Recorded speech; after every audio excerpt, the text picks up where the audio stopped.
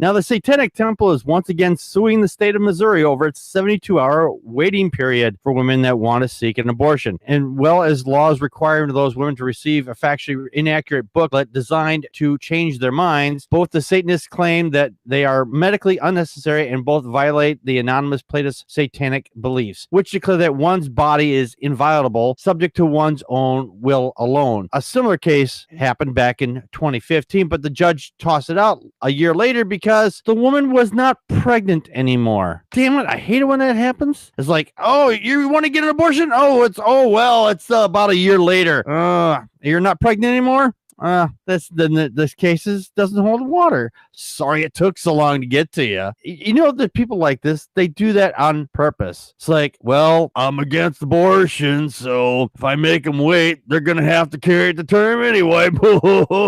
These religious nut jobs just piss me off. Now, the ruling was appealed, and the Satanists are argued in front of the state Supreme Court back in January, and they're still waiting a decision. And I'm glad that they're doing that. The fact that this woman is no longer pregnant, it's irrelevant. Because, hey, you know what? Other women get pregnant too. That's how this works. In the meantime, the new suit, according to the Satanic spokesperson Lucian Graves, showed that their claim is neither an isolated event nor one the state can indefinitely evade review of. It goes on to say, with a new suit already filed, the state Supreme Court deliberates on our previous complaint. I believe we're effectively given the lie to the Attorney General's office. Installations through the hearings thus far at this issue was an isolated affair. Insofar the Satanic Temple's membership religious liberty is concerned, with a bald theocratic imposition of abortion restrictions into Missouri state law and a continued expansion of religious privilege and exemptions, Missouri lawmakers are going to be forced to accept that there are religious perspectives just as deeply held that may be directly contradict their own religious beliefs and directives. And that's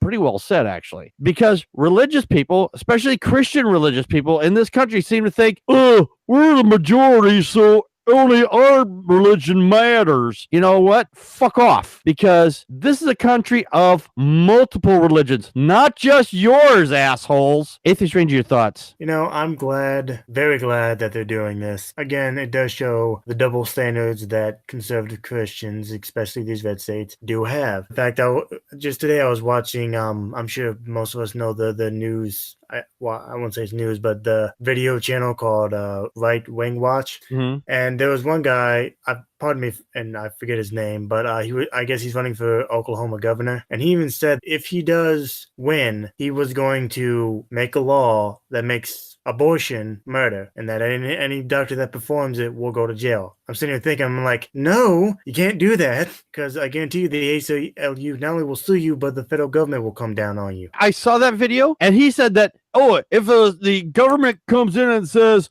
no, you have to allow abortion, we're just going to ignore that. Oh, I see. So you basically want to create a theocracy where you think that if you become governor, that you are just now dictator as well. We can just do whatever the fuck we want. No, it doesn't work that way, stupid. Yeah, and he was talking about how if President Trump truly supports us, and then he should support states' rights. I'm like, dude, this was solved 40 years ago. At the federal level, it is legal. You cannot make it illegal. Right. Now, what restrictions you put on it, that's your state's decision. These people are fucking bizarre. They seem to think that they can just snub the law anytime they don't like it. The guy that you were talking about there, he seems to think, if I become governor, I can just skirt whatever laws coming down the way from federal, and nothing's gonna happen to me because I'm now the governor. I think what makes me most angry of all is that I guarantee you, if you were to interview him, he would say at some point that he loves the Constitution. Like, well, apparently you don't, because you insist on breaking it. Yeah, exactly. That's total garbage. Matt, your thoughts?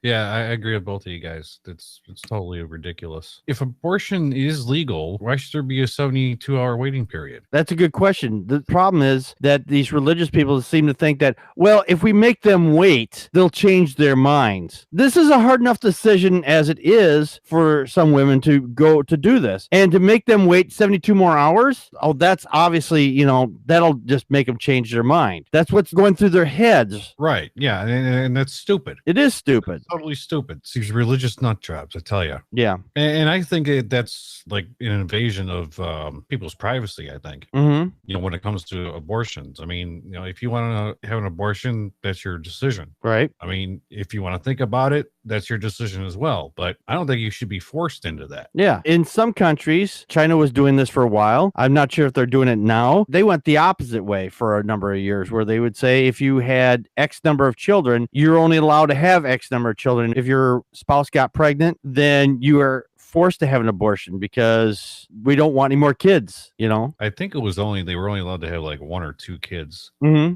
Yeah, it was just 2 kids. That's not a policy anymore, though. No, they were doing it because to control the population. Yeah.